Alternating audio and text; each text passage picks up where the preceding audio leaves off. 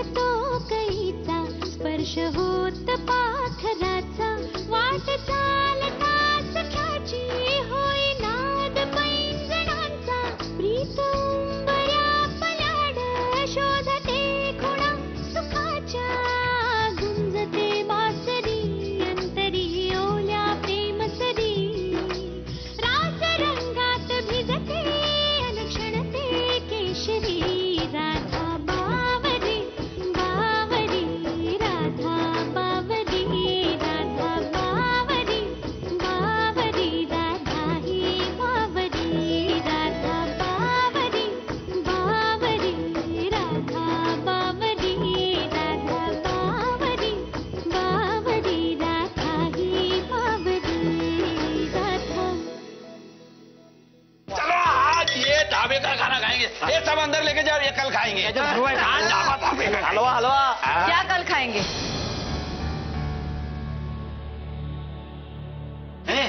काय ते हे म्हणतात हे कल खाएंगे. नाही नाही, मी ऐकलंय सगळं. अबा, मी काय म्हणतो सीमा वहिनी, एक दिवस धाब्यावरचा खायला काय हरकत आहे नाही का? वा, एकतर हे वेळेवर येणार नाहीत, मला धड काही कळवणार नाहीत.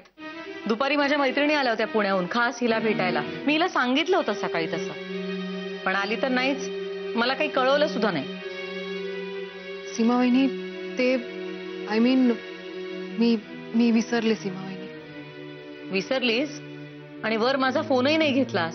नाही नाही, इमर्जन्सी असेल असं समजून मी सगळ्यांसमोर तुझी बाजू सावरून धरली, पण नाही, तुम्ही भटकायला गेलात आणि वर हे धाब्यावरचं जेवण आणून घरचं जेवण आता बाजूला सारताय. अण्णा, तुम्हाला तरी पटतंय का हे सगळं? अगं सीमा. आणि सौरभ, मी तुला सकाळी आठवण केली होती ना की हिला घेऊन लवकर ये म्हणून, तू आत्ता उगवतोस. अगं ऍक्च्युली मी पण विसरलो, सॉरी. आणि मी सकाळीच सांगितलं होतं राधाला, घरात खायचं प्यायचं काही करण्या अगोदर मला विचारत जा म्हणून. मग कशाला आणायचं हे बाहेरचं जेवण? अगं पण सीमा, आपण हे उद्या जेवूया ना. आता त्यांनी एवढं आपुलकीने आणलंय तर. नाही, मला नकोय, मला बाहेरच्या जेवणाचा त्रास होतो. अगं पण सीमा, कशाला उगाच एवढा राग करतेस? जरा ऍडजस्टमेंट करावी ना माणसाने. ऍडजस्टमेंट? आयुष्यभर मी तेच करत आले या घरासाठी.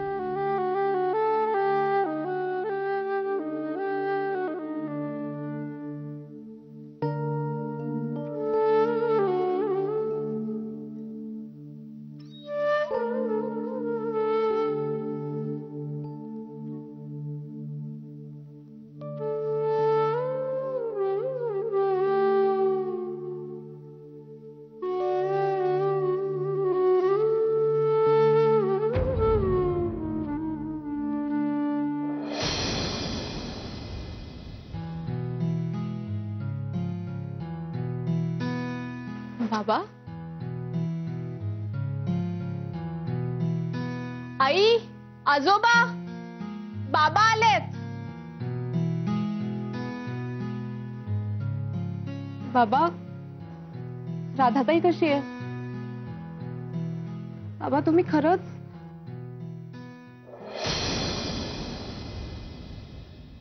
काय झालं? राधाला डिसोन करण्याच्या सगळ्या फॉर्मॅलिटीज पूर्ण केल्या आहेत मी.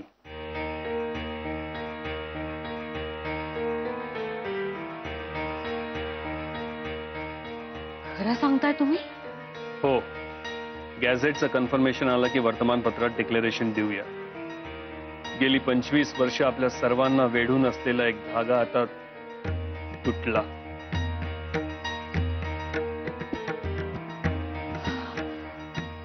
मुक्त झाल्यासारखं वाटतंय मला आज.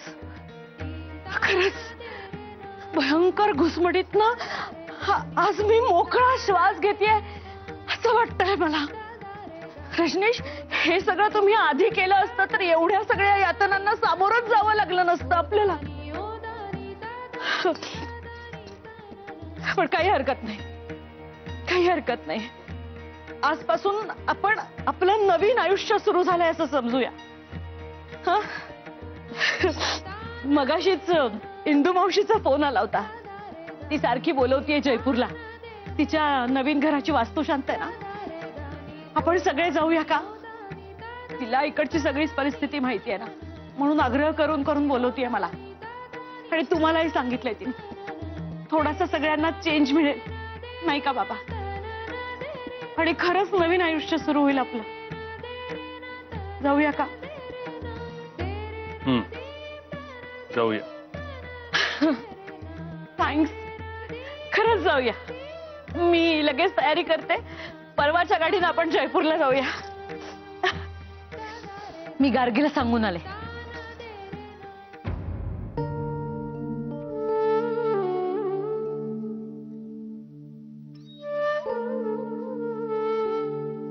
सीमावहिनी, मला भूक नाहीये, तुम्ही जेवून घ्या. उगीच मला आग्रह करू नका.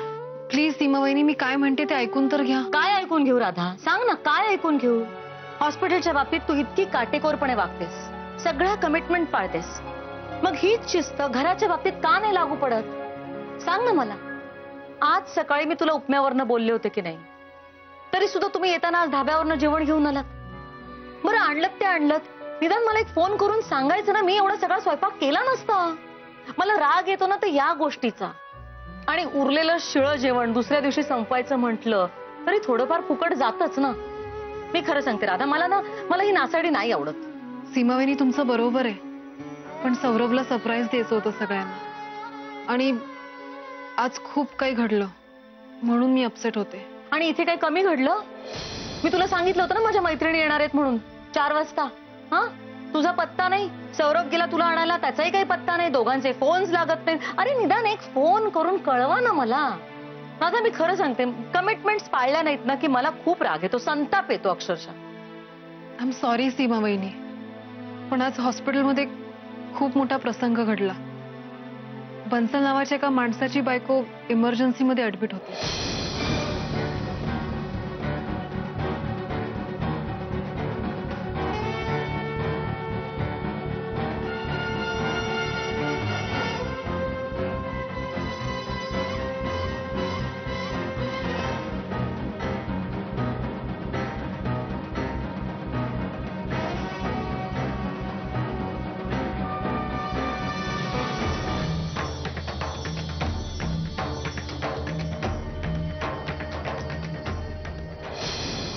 सीमावहिनी, मी खूप वैतागले होते. म्हणजे मी अजून जर थोडा वेळ थांबले असते ना तर कदाचित पोलिसांच्या पाठोपाठ जाऊन त्या बन्सलला मारलं असतं. मी इतकी संतापले होते मी. मग सौरभ आला. मी खूप सफोकेट झाले होते. मग माझी अवस्था बघून तो म्हणाला की इथून बाहेर चल. सई मॅमचं पण तेच म्हणणं होतं. मग आम्ही बाहेर गेलो, लॉंग ड्राईव्हला गेलो. मग मोकळ्या हवेवर धाब्यावर जेवलो. तेव्हा कुठे बरं वाटलं मला. या सगळ्यामध्ये मी तुम्हाला फोन करायची विसरले. सॉरी. कमाल असते पण लोकांची. डॉक्टरवर असा हात उगारतात. पण तुमची पण कमाल आहे. आपल्याकडे मोबाईल आहे, एक मेसेज करावा, एक फोन करावा. आता फुकटची बोलणी खाल्लीत ना माझी. काही गरज होती का या सगळ्याची? आय एम सॉरी सीमावहिनी, असं पुन्हा नाही होणार. चला, तुम्ही आल्याशिवाय कोणीही जेवणार नाही. प्लीज जेवायला चला. चला ना प्लीज.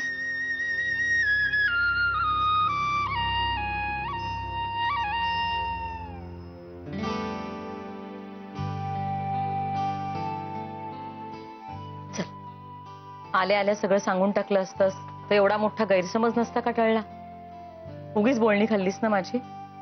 आता एक गोष्ट लक्षात घे, यापुढे मनातलं सगळं जे काही असेल ते बोलून टाकावं, काय? चल जेवूया. त्या माणसाची कमालच झाली.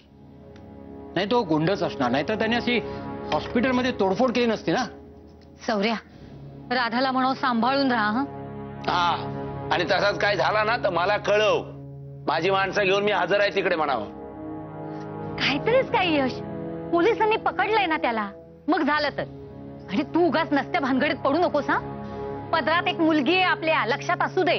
अगं पण असा कोणी अन्याय केला हॉस्पिटल सारख्या ठिकाणी म्हटल्यानंतर माझा डोका फिरते. नाही, बरोबर आहे.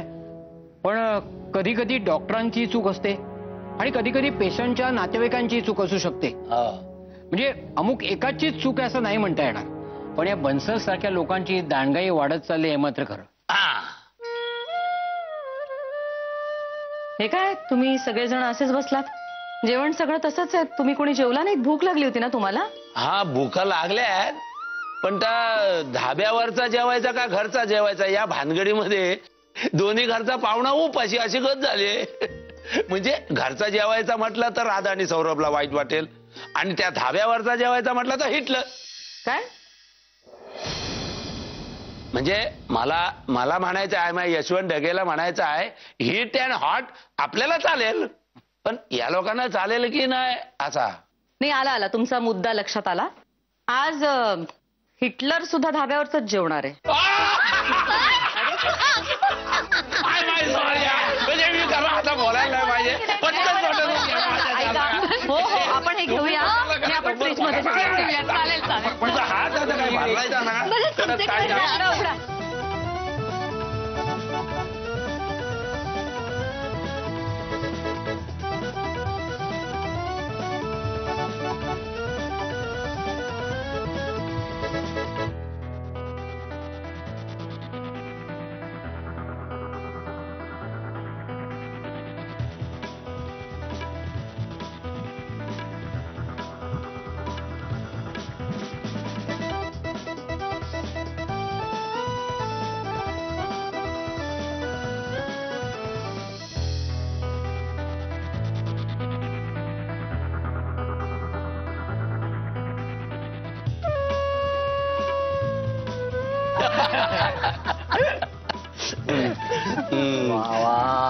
लय जेवण झालं हो, पण तुम्ही लोक काय मनापासून जेवला नाही तर. पण हो, असं काय करताय? आम्ही ऑलरेडी ढाब्यावरून जेवून आलो होतो, तेव्हा येताना पार्सल घेऊन आलो. होय. आग्रह केलात म्हणून एक रोटी खाल्ली कशी बोल. हा, होय तुम्ही खाऊन आला होता नाही का.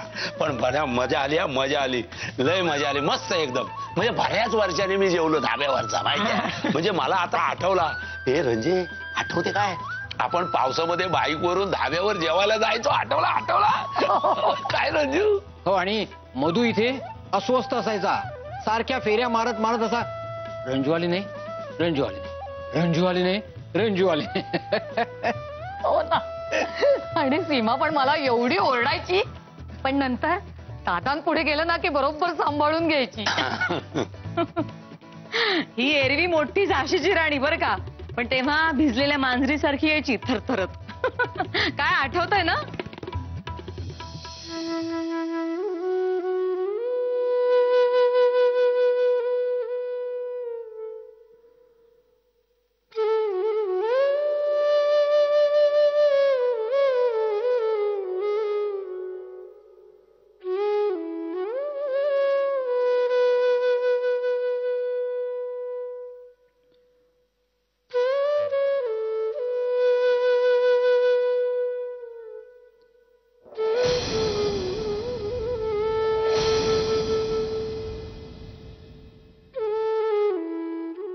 राधा, काय रे, काय झालं हिला? अगं ए राधा, काय झालं काय? तू त्या बन्सलची काळजी करू नकोस, आम्ही सगळेजण आहोत ना तुझ्या बरोबर. राधा, अगं आम्ही आहोत सगळे. अरे सोन्या, घाबरतो कशाला, मी हाय ना, आपण करू ना सगळा व्यवस्थित. ओके. काय रे सौरभ, काय झालं हिला? काळजी करू नका, काही झालेलं नाही. मला माहिती काय झालंय. एकत्र कुटुंबाची खूप ओढ आहे हिला. भांडणं, रागवणं, रुसणं आणि परत एकत्र होणं. मला न खारला असताना नेहमी म्हणायची की आपण तुझ्या घरी राहायला जाऊ. काय तुझ्या मनातलं बरोबर ओळखलं ना? इतकी वर्ष माझ्या बरोबर राहून माझ्या मनातलं कधी ओळखलं नाही यांनी. 2 महिन्यात हिच्या मनातलं बरोबर ओळखलं.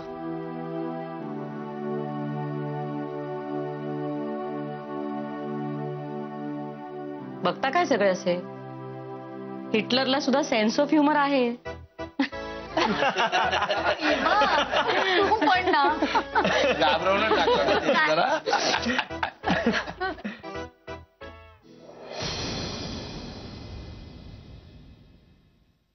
मॅम. मानस, तू आत्ता काय रे, काय झालं? मॅम, बन्सल सुटला. आ? हो, आणि खेरनारनी त्याला अटक केली म्हणून त्यालाच दम दिला गेला वर. माय गॉड, अरे काय काय सांगतोस तू, कसं शक्य आहे? मॅम, पोलीस स्टेशनला जाण्याआधीच त्याला वरून फोन आला. मग काय, खेरनारचे हात बांधलेलेच आहेत ना, सोडलं त्याने त्याला. ठीक आहे, असू दे ना, आपण केस करू. मॅम, तोच आपल्या हॉस्पिटलवरती आणि राधावरती केस करतोय. त्याचं म्हणणं असं आहे की राधामुळे त्याची बायको गेली. तो जातोय का कोर्टात? जाऊ दे ना, जाऊ दे त्याला. आपल्यालाही आपली बाजू कोर्टात मांडायची संधी मिळेलच ना. मॅम, पण तुम्ही एकदा कमिशनर साहेबांशी बोलाच.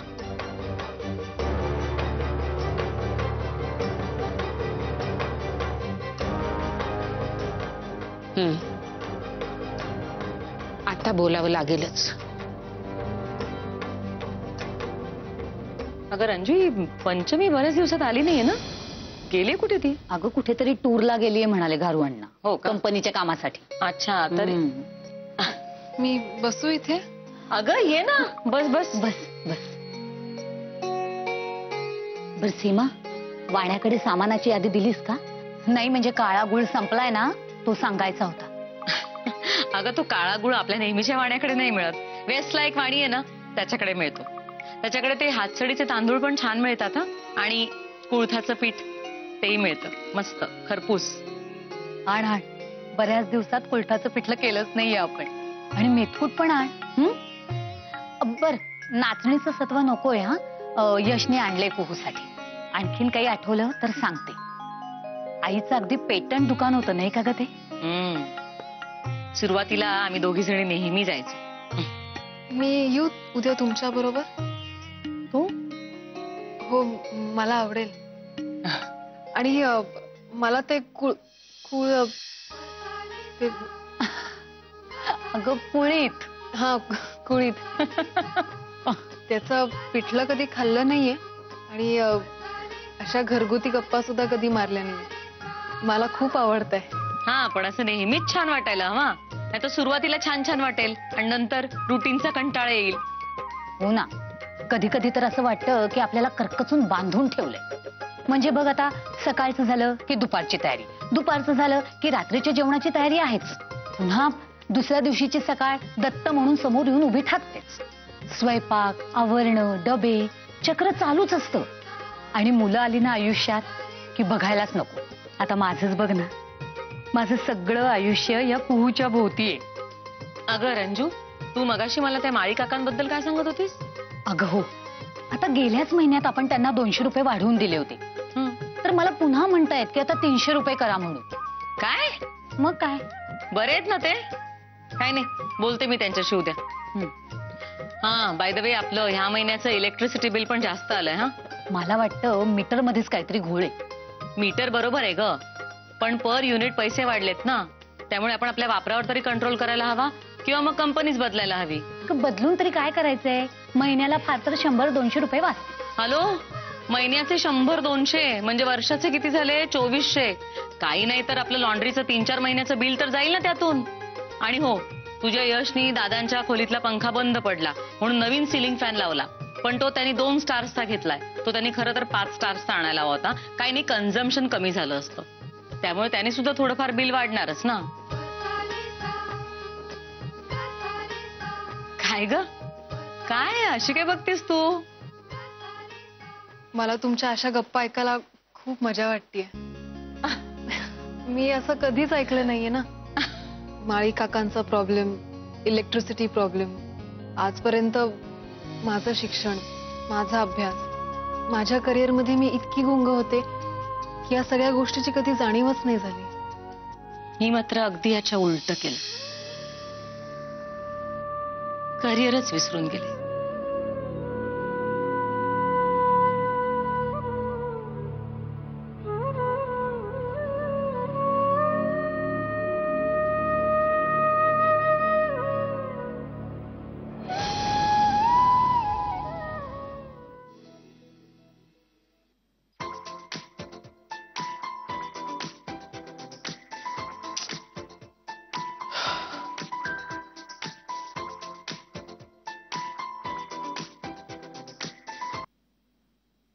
काय गे सर? कधीतरी नीट बोल ना माझ्याशी. एनिवेज, तुला एक चांगली बातमी द्यायला फोन केलाय मी. बरं, काय बातमी आहे? माझ्या बाबांच्या ऑफिसमध्ये पब्लिक रिलेशन चीफ म्हणून जॉब ऑफर केली आहे बाबांनी तुला. 50,000 मंथली.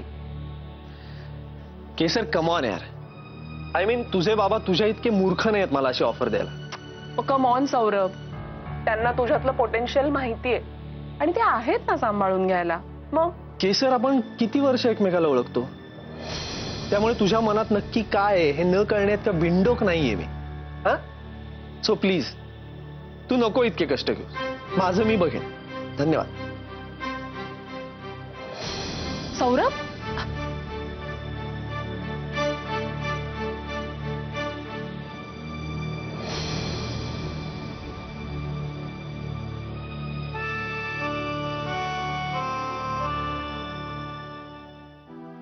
सौरभ, काय झालं?